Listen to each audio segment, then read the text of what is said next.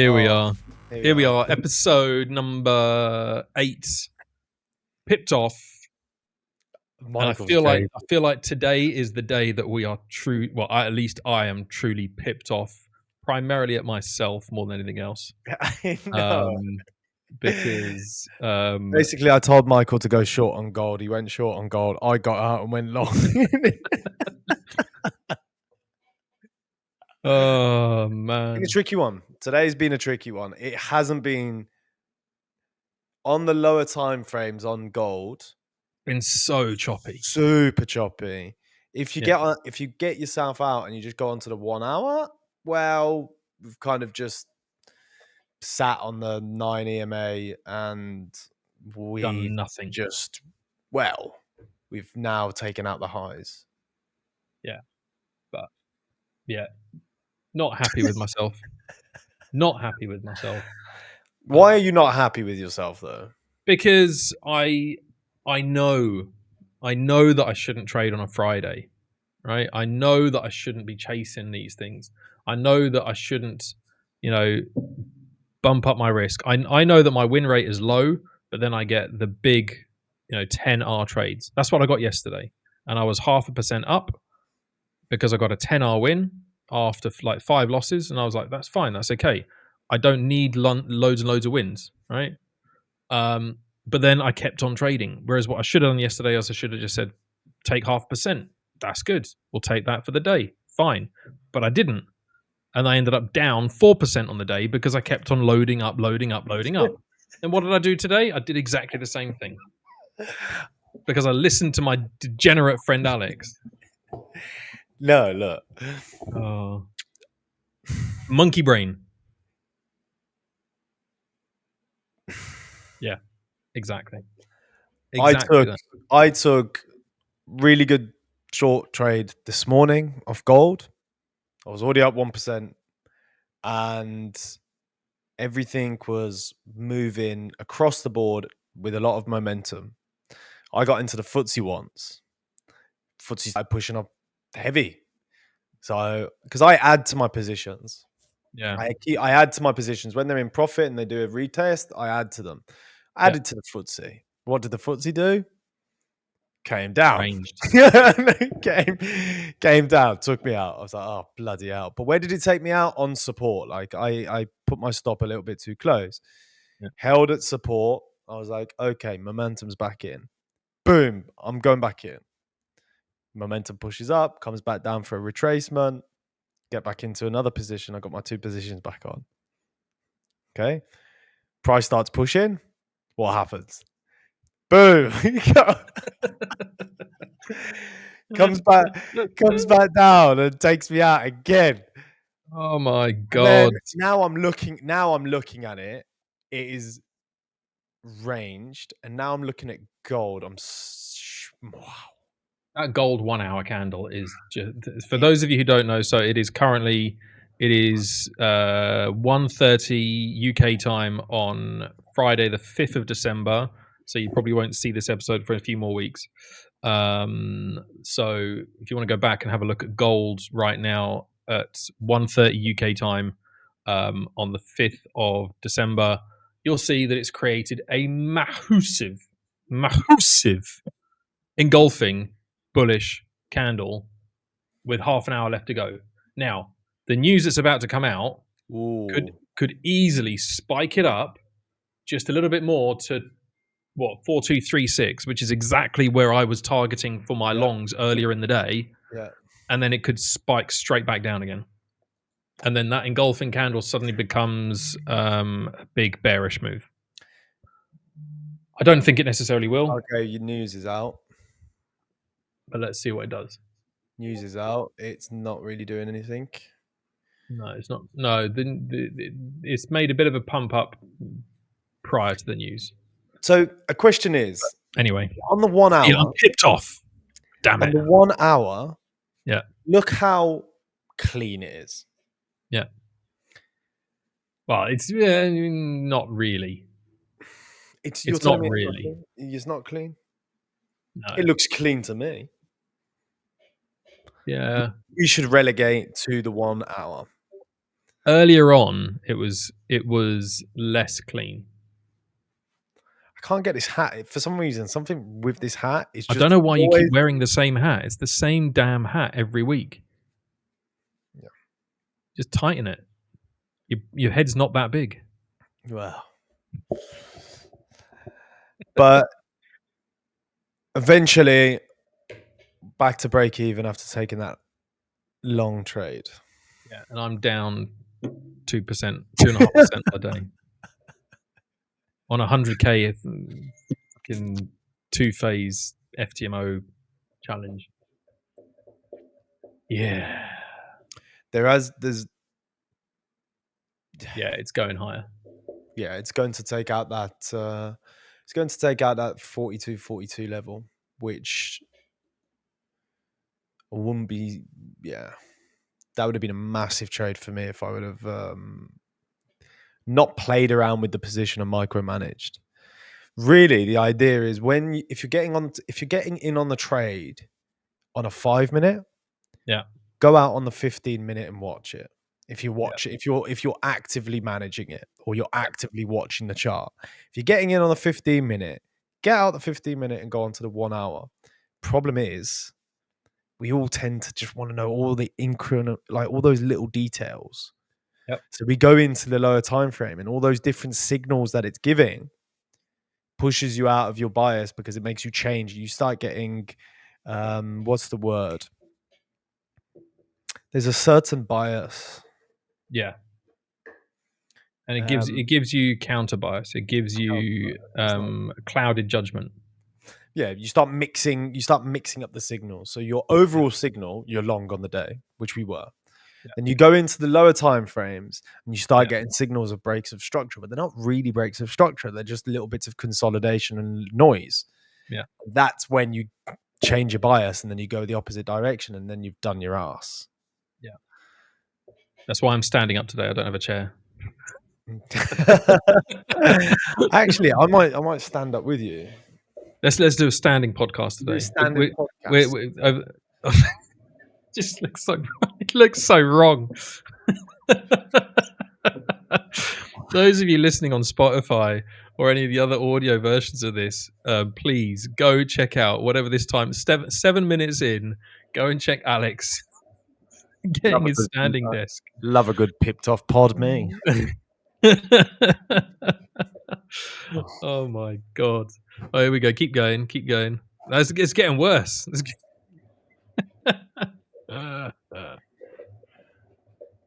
Oh mate. Bloody R Jeez, rated I pod. just noticed how long your hair is. Goodness me. My long my hair is. Yeah, you've got a mullet developing at the back. What did you not see Turn your me head. 2 weeks ago? I've had a haircut. Look at the size of it on the side. Jesus. What she said. It's like a horse's mane at the back there. No. Oh I dear. wish. I You wish. still going up on that desk. Goodness Yeah, sake. no, I'm sorted now. Um, Anyway, but how yeah, you no, I doing? mean, look, the thing is, right, yesterday I was annoyed with myself because yesterday I said to you earlier, I was risking 0.1%. My win rate I know is not high, but I get those 10R wins. Great, okay. So I was up 0.5%, and I was feeling good. And I was like, right, Mm, okay. And I kept going. And then I got in heavy. Got in way too heavy because I started hitting some losses again. So I was like, okay, get in heavy, get back to where I was. At one point, I was in 3 positions at 0.8% risk each. Each. And that eventually those 3 trades were at one point at $3,500 profit, and I didn't close. I held it, and what happened? It came back down and took me out.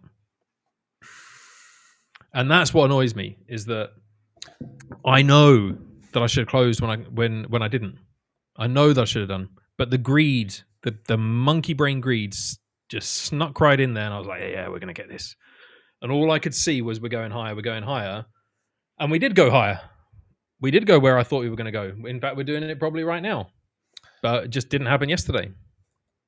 So So yeah, so I'm currently down just over 6% drawdown. So I'm not trading for the rest of the day. I don't care what you tell me. In fact, I'm going to close my MT5 because I don't want to look at gold anymore. I'm closing it. It's not in front of me. Um, it doesn't exist. Do you feel that if you had a higher, lower risk to reward, 1 to 2, and you went up a time frame, you would probably triple your win rate and feel better about getting into the trades?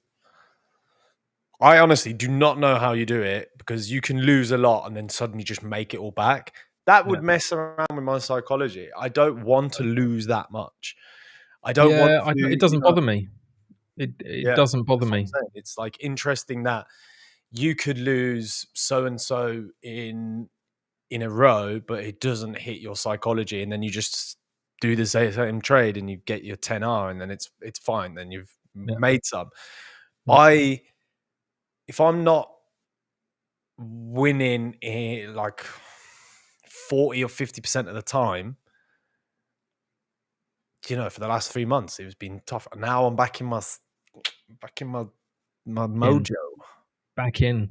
back Yeah, I in my know. mojo. To be honest with you, my biggest problem is I get I get those big wins, and then the losses come back in. And I get some more losses, and then I increase my risk. It's purely discipline. It's my own pathetic, stupid lack of discipline of saying no.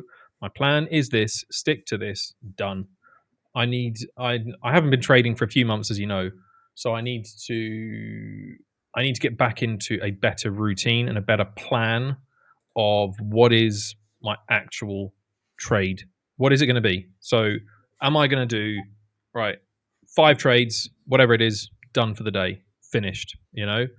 Um, I need to get a bit more structured with it, and probably set aside specific time of the day that I think is going to work better for me as well. Do you feel like, because the win rate is low, and when you do make you, it actually hits, it's like a lot of reward. So Mm. 10R is massive. Yeah, Do you feel it's because you're not putting on enough on the trade because of the strike rate, that when you have that big win, you're like, damn, that could have been yeah, way bigger if I would have just put the right amount of size 1% on it? risk. Yeah, yeah, Yeah.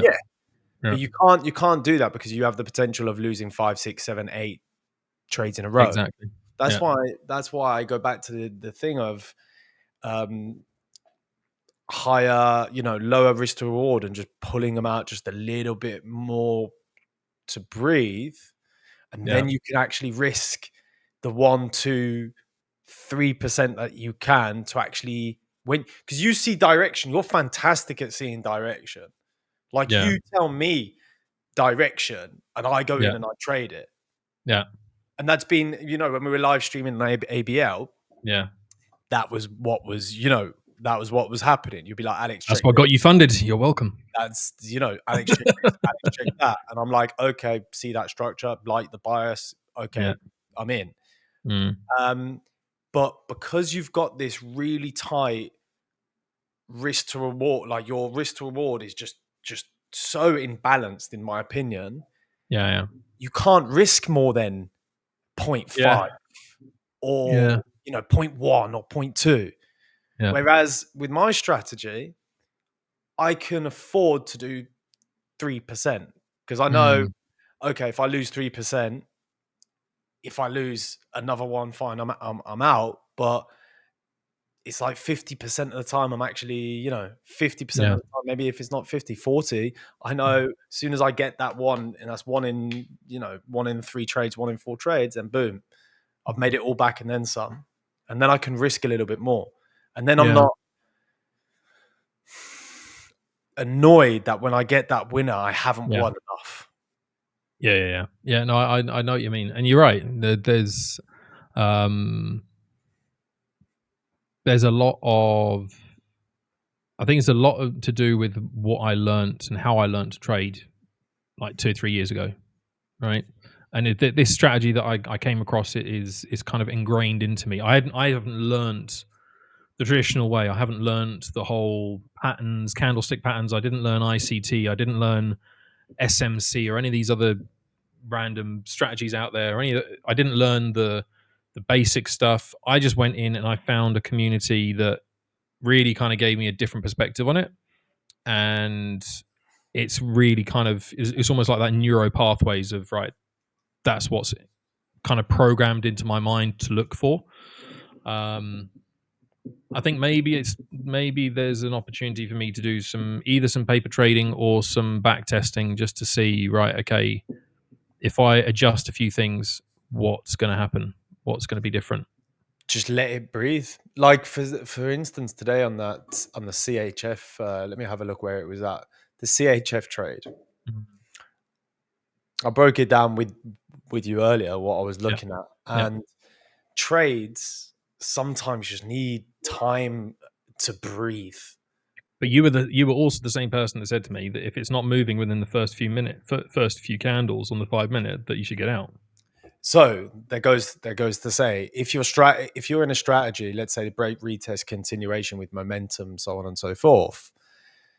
I feel like there's a little bit of an edge, and this is not original. I've just not made this up. This is hearing it from somebody else, and it actually resonates with a lot of stuff I've experienced. Is normally when there's momentum, it Yeah, normally breaks higher structure yeah, fast. yeah, Gold. When I got into that trade that just got me back break even on the day, that was fast. yeah, That was 5 minutes, momentum, boom, straight to target. yeah, When you're in a trade, and let's say if you're on the 1 minute, 5 minutes, and these are the trades that you're getting, and you're used to getting those trades that are really, really fast, and the edge shows that they're fast trades, well, it's a bit of a red flag if you're in that trade and suddenly you're in it for an hour and a half and it's not going yeah, anywhere and it's just consolidating. yeah, Maybe that should be in the rules of, okay, if a trade has not done anything within 15, 20, 30 minutes, maybe there's not enough momentum for this trade to actually play out. Maybe you should get out. Gold again, earlier in the start of the session, it was just playing around, playing around, playing around. So it's, I don't no, know. you're right. You're right. I that's yeah. I got to look at it. I got to look at it because I used to. I think I've dabbled in various different things, and with all the different stuff that I've been doing specifically in the past year with ABL and everything else, I haven't given I haven't given my trading much focus other than just instinctive, you know. And that's when I stopped in August. So I stopped streaming at the end of August, and I haven't really been trading much since. Like very very little trading ever since. Yeah. Um, and this week I picked up the FTMO deal because they had a discount on. And I thought, right, well, pick that up while I can, and see where I can take it. And because actually, I've not. I'm trying to think. I've never traded. I don't think 100k. Maybe I got on once a few years ago, but I've always gone low size. So part of me was curious to see whether going massive and going really big, if it was going to have a different impact on how I treated it.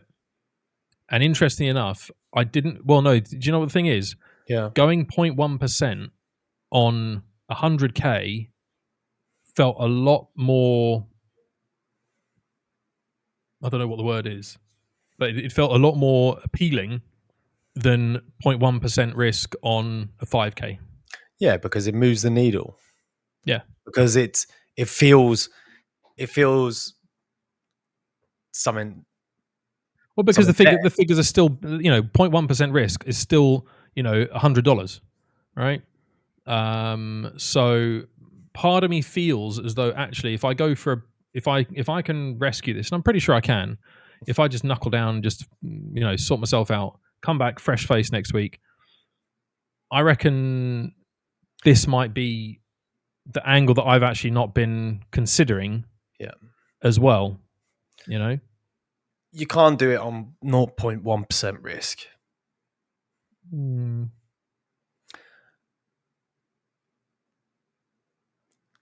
I honestly think if you're doing it like that, it's going to take you. Because think of it, if you're doing 0.1, you need to get yeah, one of those trades just to get 1%. Now you're down 7%. yeah, How many trades is it going to take you? And because the win rate and everything is so low, yeah, it's going to take yeah. a long time. I think that, but Your best bet, that's why I've got to change the way I do it. yeah, I've your got to best change bet is I've got to change trying the to. way that I do it, either by risk Mm, or I need to change the way that I'm looking at it. So rather than sitting there and trading the 5 or the 10, the 5 or the 1 minute, I've actually got to set them some alerts and say, right, these are the zones that I'm going to wait for price to come back to, and I'm not going to touch it until I get an alert saying price is there, and then start. like we said, like we talked about Yeah, earlier, yeah. that Because 50, that that what's happening is I'm sitting there for for half an hour, then I'm 50, waiting for an hour, then another hour, then another hour, and then all of a sudden I've spent 3 hours looking at the chart and gone, and no, this, tried to trade that chart. You know? the market is always marketing. Yeah, It's always trying to entice people to get in. yeah, It is there to extract money from one person and put it into the pocket of somebody else. yeah, So, and the signals can be everywhere, but all signals are not equal. yeah, With being a signal at high time frame level of support on a 50 fib in a demand area, yeah, all of these different things, and you start looking at your patterns there and you get a signal, is much better than we're in the middle of a range at resistance. I'm yeah, looking to go long because of the signal. So yeah, it's like, and it's so easily to forget this stuff when you're in front of the computer and you've got so many different things going on and you've got your job or your kids and everything is just, and then you just look at it and you're like, oh, I see my signal. I'm going to have to get in. yeah, And because you're already in it then, and then you're yeah, looking in hindsight, you're like, actually, why did I get in there? Because that yeah, wasn't even the proper place. yeah. So maybe it's also all about just slowing down Mhm. Yeah, slowing down and trying just to yeah, figure out, really do an analysis properly and say, okay, these are the levels that I'm going here. These are my yeah, levels of support. These are the levels where I'm going to get out. This is what I would say when I'm going to get out. And that kind of structure, I think, would do us yeah, all well. And that being said, yeah, I reckon if you could pull up your win rate a little bit, that's the thing that I yeah, feel is just holding you back is just the win rate. If you let the trades breathe just a little bit more yeah, and you pull in because if you're pulling away your risk, if you're making a bigger stop loss, yeah, well, you're gonna have to pull in obviously your take profit. yeah, But if you go even for a 1 to 3 yeah, and you have a 35% win rate or even a 40% win yeah, rate with 1 to 3, you will yeah, rake money in. yeah, That's got to be the goal, I reckon, because you do that, you've got the bias, you've got the execution. You know you can execute. Sometimes you can execute too much, like me. We yeah, can. yeah, yeah. There's Oh no. god, yeah, Some people have got problems with execution. They yeah, can't actually click the mouse. They look at yeah. it, they look at the No, trade, no, no. they can't click it. Yeah. We haven't got that problem. I see the bloody trade. We've Sometimes got the it's too opposite. fast. We're a bit too trigger happy. To No, be you're fair, right. You're right. I'd rather I've got that. the thing is, you know what? I've got I've got some ideas about how I can refine it because it is just trying to take myself away from the charts so that I'm not tempted to trade when there isn't an opportunity, Mm. and just marking out and saying, right, this is where there is potentially an opportunity and it's going to line up on multiple time frames, and just wait. That's what I've got to work on, that patience. I've got to work on that patience. And I know there are tools out there that I can use that can help me. Not only just alerts on TradingView or whatever, but Scruffy's bias tool is really good. That you can go and just use once an hour, and it will just tell you, right, is this moving or not? Yes or no? You know. You're good at seeing that, though. Sorry, You can see that already. You see that. You know how to read that, though, because I said do. you've said to me and you've shouted out trades that are in play Yeah, right now, and yeah, I've gone and traded them. So that's not the issue. I think the issue is just waiting for the right moment to get in yeah. and not listening to me when I'm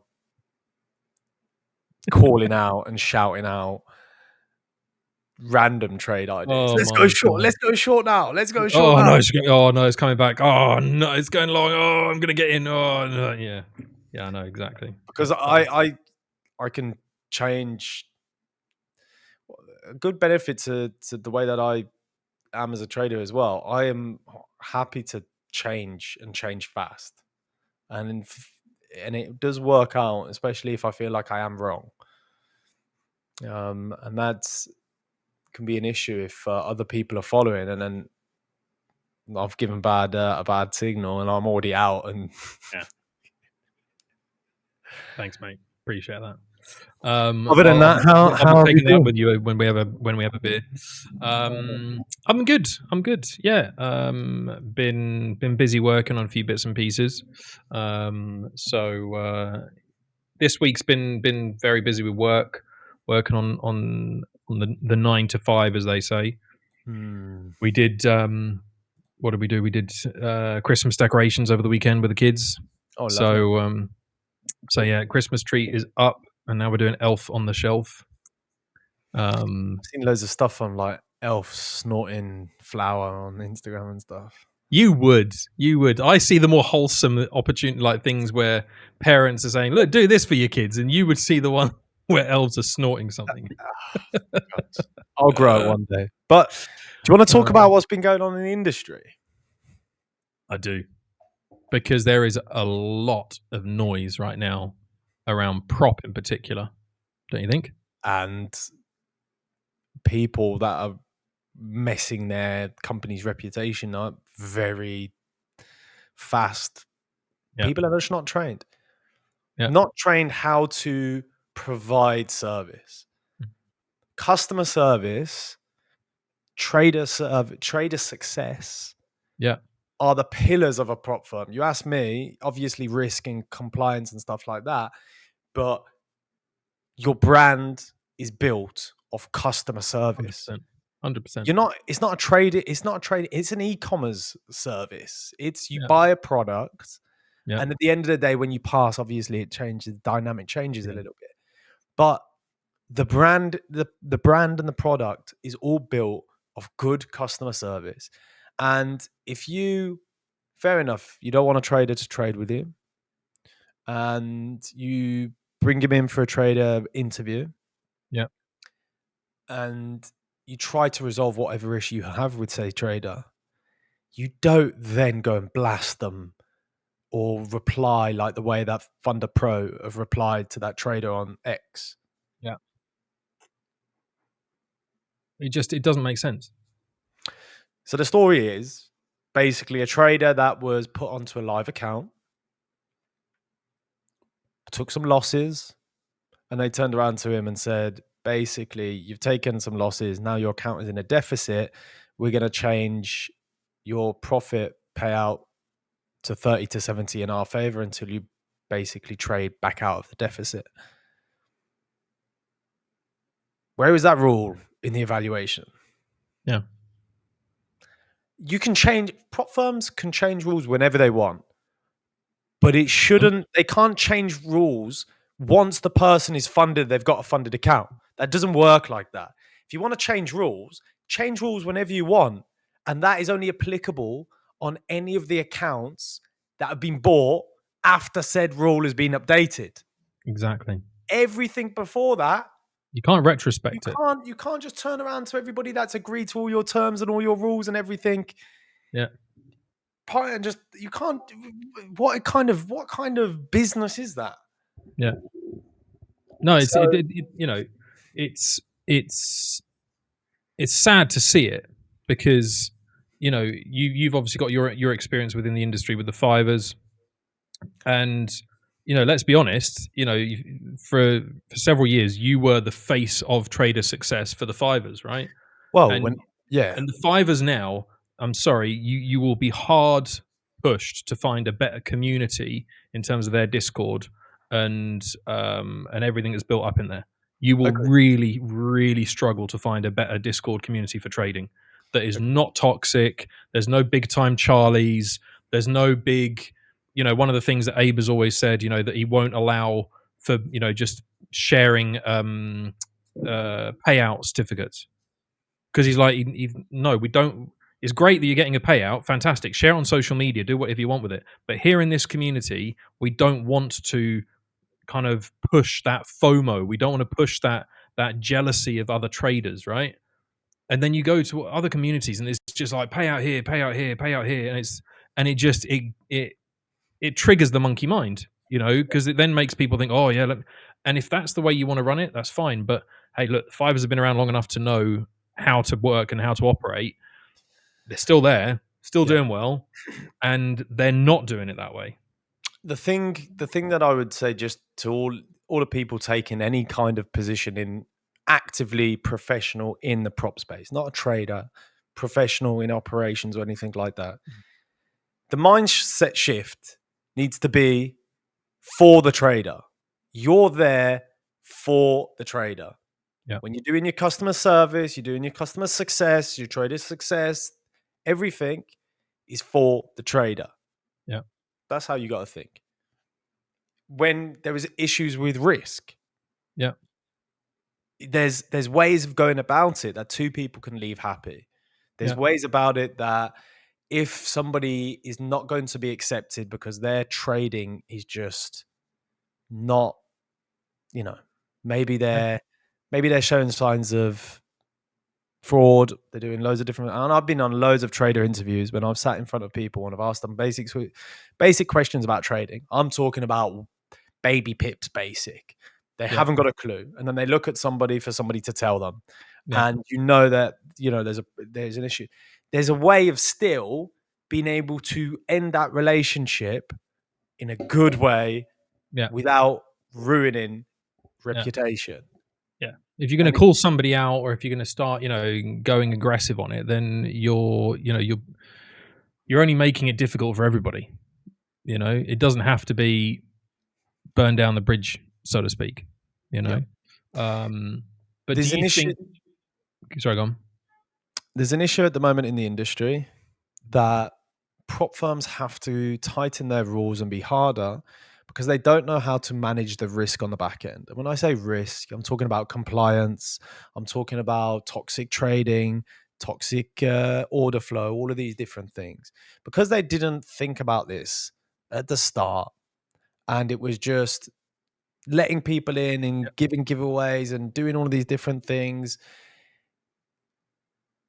Then, when they have good traders or traders that are actually deserve the money because they put in their hard earned time and whatever, then they have to be penalizing those because they haven't looked after all of the crap that is coming in that is just taking advantage of the system. Because at the end of the day, if you look at prop firm conditions and everything, they're not actually that realistic. Fivers have got unrealistic uh, trading conditions. One, because they subsidize spread, yep, they pay spread and make spread practically to zero on anything. The execution is instant yep, and there's no slippage. mm-hmm, You go to a normal CFD broker, and obviously there's good ones and there's bad ones. If you're in a bad one, you would notice little here and there, 1 pip, yep, 2 pips here and there. You yep, know, spreads can be a bit volatile. If you're with a good broker, Pepperstone, they've got good, good conditions, but some props have got ridiculous conditions, and this opens them up to a lot of problems with risk. yep, yep. And then it goes on to Well, all look the at other look what happened last week with the CME outage. stuff. How many people lost their accounts on prop, but how many people made a killing? Now, I got asked a question Mm, by a prop firm professional, mm, somebody very high up in a prop firm. They asked, what should we do? What would you do? mm. Because we've got a lot of traders that have just made a lot of money on gold. Yeah. Basically, for anyone who doesn't know, the CME outage last Friday was the day after. It was Black Friday, and there was an outage on the CME. So there was no data coming through from the futures market, and the spreads and because obviously The the feed US didn't was work. closed, just the feed was completely destroyed, and so people were trading the top to the bottom, because you just had such wide spreads, right? Yeah, there was So just people no people just liquidity. took Just advantage of it. yeah, there was no liquidity. Nothing. Yeah. Don't know what happened. Just spikes all over the place. And to be honest, it wasn't. It was before the CME thing happened. There was a massive sell in the market, Mm. and then the problem with the CME happened, and then just everything just went crazy. But there was a massive sell, and it was also on Thanksgiving or something. No, Thanksgiving Yeah. weekend. So there was no Yeah. liquidity in the market anyway, Yeah. and it just tanked in like a minute. Mm. And we paid. Yeah. Obviously, this is a little bit different. This is a big firm, Mm. but saving a little bit of cash over something like this Yeah. is not worth Yeah. the reputation reputation damage. Yeah. But then, surely there are other ways that they can do. So when I look back at my corporate experience, if you had in a situation like that, afterwards you'd be sitting down going, right, okay, what happened, and how can we stop that from happening again? What would be our alternative ways of approaching this so that we're not left risk exposed, right?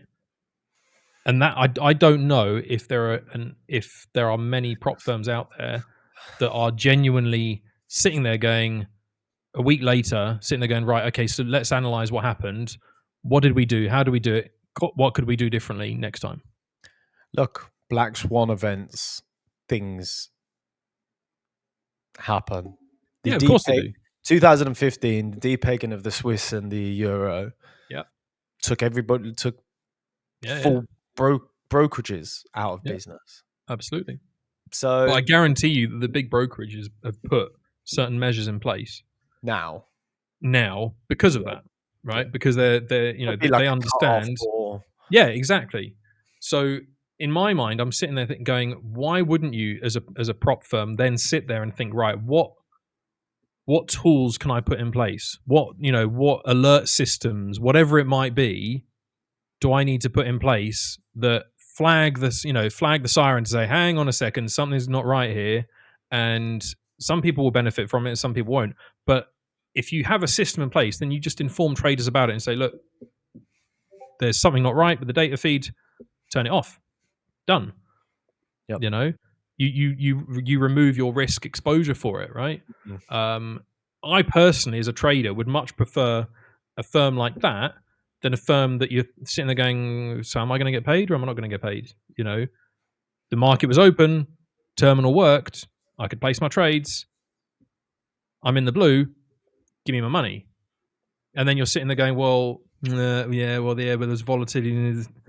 You don't want as a trader, you want clarity and you want the ability to be able to You trust. want fairness. Yeah, You want if a you're able to fair. trade, if your You want system works and you're able to trade it, then you should be able to expect a payout. That's it, and it goes the same with like anything because this game that we play, it's already The lap. game of life, the The game of game of romance. the game of trading and putting your Uh, money on the line mm, and speculating. It's already quite a difficult game, and if you've getting more things that are preventing you from actually getting to the end goal, which is making money at the end of the day. yeah, Um, but the way that they dealt with it was really, really bad. The way that and the thing is, you're seeing across the board now that prop firm industry is going further into the realm of trader versus firm. It's either them or us, and it's becoming a little bit toxic. Yeah. And the I also first, I do also think that the echo chamber of Twitter does not help anybody, because one thing can just suddenly escalate before you even realize it. got to take into account a lot of these toxic traders, a lot of these scammers have groups and groups and groups that are all on Twitter, that have Yep. all got prop firm review this, prop firm Yep. hub this thing, Yep. this thing, this thing. Yeah, you look on Twitter now, it's Mm. not just prop firm match anymore. There's a whole bunch of them. And it's a lot of them are run by the same people, and they Yeah. use that for leverage to bully firms into doing what they want. Yeah. Let's say if they've got somebody that has been caught doing something that they shouldn't be doing, using the same IPs across different accounts with different users and different identities, and suddenly they've got a payout denial, and then they're getting everybody to attack them. Exactly. So It's anyway, just it's a shame because, there's then there's never it's almost like what's the word? Trial by not trial by jury, trial by mob, whatever it's mm, called. The mob mentality, right? yeah, And you'll get a firm that's dragged into the mud because one scammy trader has decided to post about something when actually there's two sides to the story. And it goes back to what you said earlier. Treat look after the trader, and you won't go wrong, right? If you piss off a trader, you leave them pipped off, then they're going to go and share it to the outer world. I don't know if it was if it was you I was talking to or somebody else. When I worked years and years and years ago, I worked in retail. One of the Gotham first things, warehouse. Carphone Warehouse, and before that I was at WH Smith's, right? Yes. And one of the first things they always taught you was the customer has a bad experience, they will tell 10 people. If they have a good experience, they might tell one. And that tells you everything you need to know. I fully agree with that. It's like psychology. It is That is psychology. that is my ethos whenever I'm thinking about building a community, a Yeah. brand, anything. Yeah. Is I just keep that at the back of my everybody, if they're in these kind of positions, everybody should have that trained into the stuff that happened at Thunder Pro. We should saying their name and stuff, but everything that happened at Thunder Pro is not that person. That person needed to be trained better. The Yeah. person that is dealing with all of that stuff is just not trained in how to deal in customer relations. That's it. If Yeah. they were trained in customer relations, the impact of the mistake that they made with that trader going on social media wouldn't have even been half as bad. Yeah. But they decided to double down on Yeah. being All it silly. all it needs to be is let's take this offline. Take it offline, have a conversation offline away, and talk. Like one of the worst things that really riles me up these days is everyone just relies on an email or something like that without any. You'll get an email from a standardized random mailbox Yep. without even somebody's name on it, so you don't even know the person that's replying to you, and you think, I just want to talk to a person. Like, just let's jump on a Google Meet, let's jump on a Zoom call or whatever, and let's just talk. Like, actually verbally talk with somebody. And it diffuses so many different situations, and you can get things sorted a lot quicker as well. Whereas if you bounce emails back and forth or messages back and forth, it just prolongs the Whenever, agony as well. whenever there is an issue, or whenever there is an issue, Google Meet straight away. Yeah. I'll get somebody on Google Meets and I'll have a conversation with them face to face. Yeah. It's the Why best way not? to do it. Why not? Because at the end of the day, everybody's human. Everybody's a person. Yeah. And you can solve a lot of issues. Yeah. But sometimes things get communicated through an email. Yeah. Language barrier. Tonality, there's no Um, tonality. Yeah, the yeah. cultural differences. Yeah. All There of was these there was things. something I used to teach this in a training course Mm, on communication skills, right? And it was all about if you had a sentence, and we had this sentence written out, and you'd get people to say that sentence, but they would emphasize different words as they said it, right? So the sentence was something stupid like, "I never said he stole the shoes from the shop," right? Something just tongue tire, right?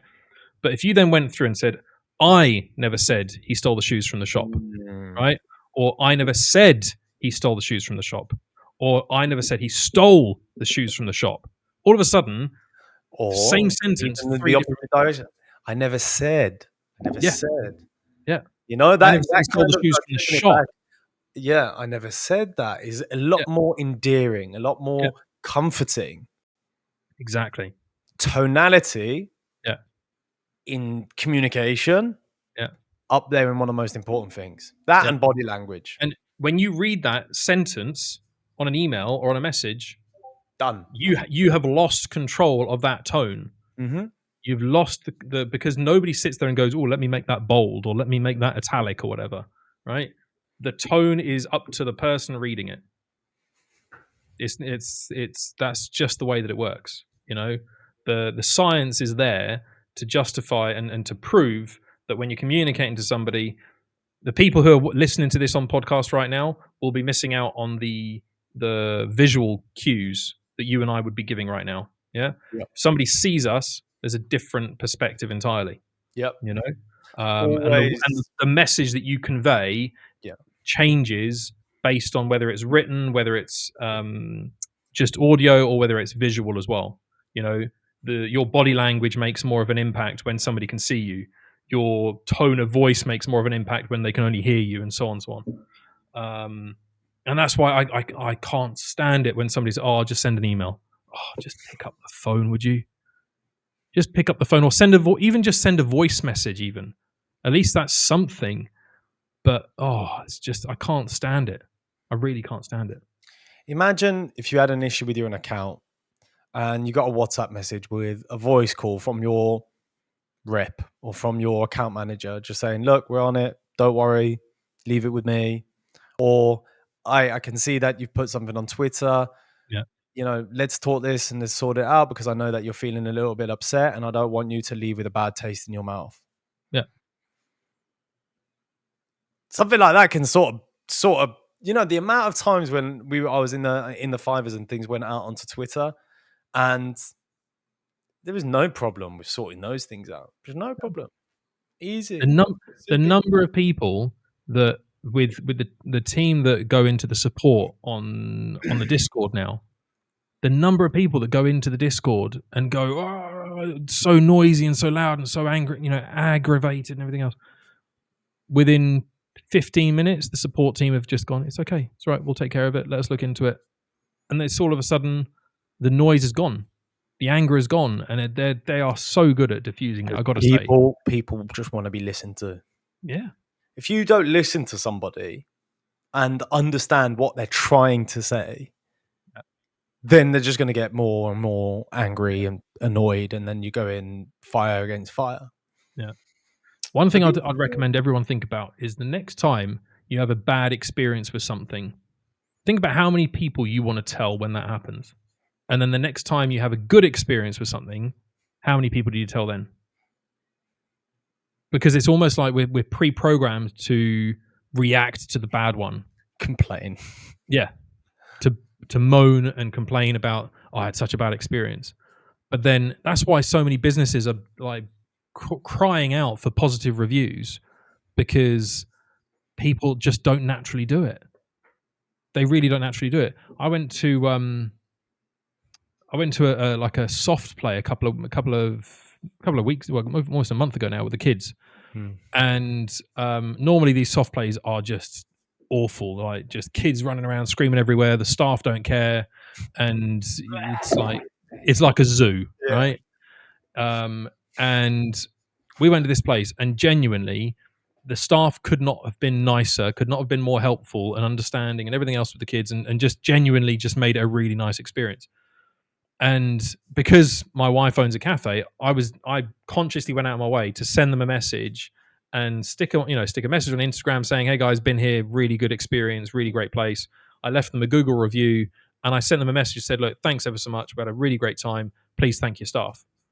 And I know that from my perspective, if somebody had done that to our staff at the cafe, it means the world to them, because that's all anybody wants is just something nice to come back Appreciation. to you.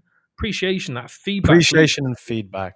yeah, You wanna lose good employees. yeah, Don't give them feedback. Don't give them feedback. Don't give them yeah. bad feedback. Don't give them good feedback. Just don't give them feedback and just Just don't be quiet. appreciate it. Yeah, Yeah. yeah, Just take them for granted. They'll turn up the next day. The next day, and they'll turn up maybe for another week in a month. Eventually they're just gonna go out and do yeah, something else. yeah. Appreciation for people in general can get you very, very, very far. 100%. Couldn't agree So more. Couldn't agree more. Um, I feel like we're gonna get into the routine of kind of winding down each episode with a few stories from mm, the interweb. let's go. So I really like this Twitter handle, Traders Confessions, that I Yep. found. So let's just see what we've got. So just got laid off from my 6-figure plus remote job. Now I have 26 weeks worth of unemployment checks coming in. At this point for me, it's either trade or die trying. What does that make? Trade or die trying. Yeah, that's a I think ballsy move, I got I to think say. I think do it. I did it. I If didn't get profitable, and I ended up running out of money. see But now, yeah, I wouldn't. I would do if that happened to me and I always got that steady income and I'm definitely would do it. Hundred yeah, percent. yeah, Would have done it, where I wasn't making any money from trading and I still didn't have an edge or a way of trading that yeah, I liked? yeah, No. I yeah, would not have done it because I would have just been too no. yeah. I think I would be. If I was in that situation like I was over a year ago, then Mhm. I'd be in a very different place as well. I got to say. But good luck to you, mate, whoever that is. Yeah, definitely. One guy says, I made 5 figures in profits from scratch. 2026 is going to be a banger. Good luck to that man. 2026 is going to be interesting. I do Very think. interesting. It is going to be. Uh, There's going to be some big stuff happening. Pipped Off is going to explode. Right. Wow. I'm Pipped Off calling Live. it. I'm calling it now. Pipped Off. We got big plans. We're going to be doing new formats and all sorts of random stuff. There's only episode 8, and we've Mm. already got big plans. And it involves alcohol. Oh, good old So Guinness. no, it might do. Um, Um, what you got planned for? Well, we've still got. It's only the Hold 5th of on, is that the December. only one we've got? We've only got 2? I was just gonna say I've with got this more. oh, I've got okay, more if great. you want them. I was just gonna say on top of that, everybody again, and this is not a original comment or anything like that, but everybody, overestimates what they can do in a year and Yeah, underestimates what they can do in 10. And when it comes to trading, that is super true because you think in the short amount of time that you're going to be making all of this big money, but you don't. yeah, You do your ass a few times.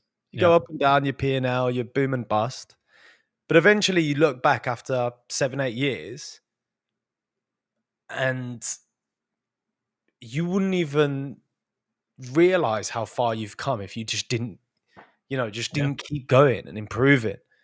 yeah, And you will have the boom and busts and you will have a period where it's difficult. I had a period where it was really, really difficult for me. And I'm so happy I had that. I'm so you happy I weren't at the time. fucking hated it at the time. It's depressing. But you will have that. But if you're looking back, Yeah, it's remarkable of how much compounding of what you're doing, what Yeah, it's going to do for you. So keep going. If you're struggling right now, keep going. If you need to take a little break, sometimes the best offense is not just to attack all the time, attack, attack, attack, attack. Take a yeah, little bit of a step back sometimes where you are too involved. Take a couple of steps back and then come back yeah. and just keep going. Keep going. Don't let it go. 100%. Do you remember the guy last week that had the inheritance from his Oh, grandfather or something, right? oh God, is there a follow up? Don't think this is a follow up. This is a different one. Says I've lost $70,000 of my family's money trading and haven't told them about it. I just show them demo profits so that they give me more money so I can try and make it all back. Crook. What are you doing? Fuck, What are you doing? imagine I can't imagine that because that's crooked. that's That's that is stealing. You that's just that is mental. that is that is sorry, the That is lowest going to thing. burn some serious bridges. That's going to be an awkward Christmas dinner. I just can't imagine how would you do that to your family? Own up to it, man. You've lost it. And You've lost it. then you go to the opposite side and says one guy says, "I made a profit of $20,000 in one trade, which I did blindly." Sounds like something you'd do. Do you know when I was long gold and I had that quite big loss? If I just didn't listen to Jonathan and just left it alone, it would have been up to about 30 grand. It would have It was been all up to it was all about 30. Jonathan's fault. Yeah. No, it was me for getting in the bloody trade. But do you know it's funny because as soon as I got in that trade, it was down 2% on one. Went down 2% like 20 minutes after I got into the trade. I got back home and I looked at my phone and I was down like 7K. And I'm like, What's just happened? where's my stop loss? Oh my god. Yeah, yeah. And Jonathan, Here's whatever. There's an interesting one here. It says, "I became a millionaire from trading and now I hate my life. No one treats me the same anymore, and any new girl I meet is always with me for my money. I prefer the days when I was normal and didn't have this money." Well, you got to guess, look at the way that you're approaching people. Look at the way it's all coming from inside, all coming from inside. You know, he's probably changed his approach of how he's reacting, you know? Ooh, here's another crook one. Oof.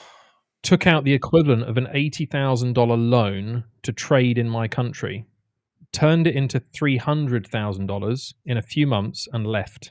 I do not plan on paying it back. Just bad business, isn't it? What goes Bad around comes business. around. Bad If business. you took it from a bank, Don't know. If he's taking it from somebody dodgy, then he needs to make sure he goes somewhere quiet. I Here's don't know. another one. For 2 years straight, I finally became a consistently profitable trader, withdrawing 10K per month. How can I tell my Asian parents who are against the notion of trading that I actually made it and planning to move away to start a new life? Don't tell them to leave. That's great. That's really That is inspiring. that is really good. And Really, do you know really. what? Think about it, right? For the vast majority of people these days, 10K a month, that's it. That's life changing, right? That genuine, especially in certain parts of the world, 10K a month is it changes your whole dynamic of life. Yeah.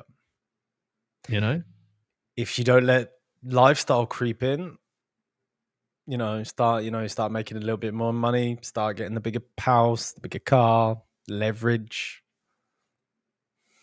It's ooh, here's difficult. another one. I dropped out of university to focus on forex. I've Oof. made some progress this year, but my folks think I graduated and are awaiting graduation. Instead, I have a full time job as a web developer, which I use to sustain myself and buy prop firm challenges. How do I tell them that I didn't graduate without coming off as a failure? I do not see any part of failure in what he's just said. What part of failure? If you decided to drop out, He's gone from university where he's studying and studying and gone into something practical, making money to sustain something that he wants to do. I biggest success in the world. got himself a Biggest job. success in info. Yeah. He's making money. Working, making money, taking what he wants and doing something about it. Yeah. I say fuck his parents. Yeah, fuck 'em all. There you go. Family advice from Alex Chris right there. Um, I don't know. I mean, I'm not a big advocate against university as per se. I think the failure part is the fact that you didn't feel you could tell them. That for me is a failure. It's not a failure on his part though. It's a failure on the No, parents. no, it's a the missing thing you've done is just not telling them and just not being honest. You know, Look, but by the time you're at university, if you're dropping out, you're already an adult. yeah, You just know, do your make your thing. decision, stand by it. You That's know, what he's and done. be decisive. When I moved to Poland, it was my choice and my choice alone. You know, I've I moved when I was 23 years old. I didn't know a single person, and a few people said I was absolutely stupid and crazy for doing it because I was moving from London and I was moving to Poland where I was going to earn like pennies. But it wasn't about the money. It was about just what I wanted to do for myself. I got myself a good job. Almost 20 years later, here I am. Yep. So I think the thing is not to be afraid of coming off as a failure because as Alex says, you've got a job, you're earning money, and you're putting it towards something that you Failure want is to do. also an opinion. Yeah, Failure is an opinion. It's what you very true. think is a fail. Somebody may look at that, and I look at that as success. Like I actually look at what that guy's done. I'm like, that is an incredibly successful thing. Ooh, this is a good one to finish on. Ooh. My family think I'm struggling because I live in a small apartment and drive an old car. Mm, In reality, I have 1.7 million in a personal trading account, and I'm funded 1.5 million with prop firms. love it, mate. Gangster, That that is gangster how to shit. do it. Bang. That is how you That avoid is the other guy's gangster. troubles. That's how the other guy avoids his troubles. You don't tell everyone that you're rolling in it. Just live a modest life and enjoy it. Hmm. Well, apart from the random trips to Dubai or whatever. Yeah, going for a Thai massage. I'll tell you a couple of good places. Alex Alex is going to start a tour business for people going to Dubai. Oh dear, Uh, mate. these are good conversations. Great. These are great conversations, and yeah, looking forward to the next one. See you later. Bye. Cheers, guys. Take it easy.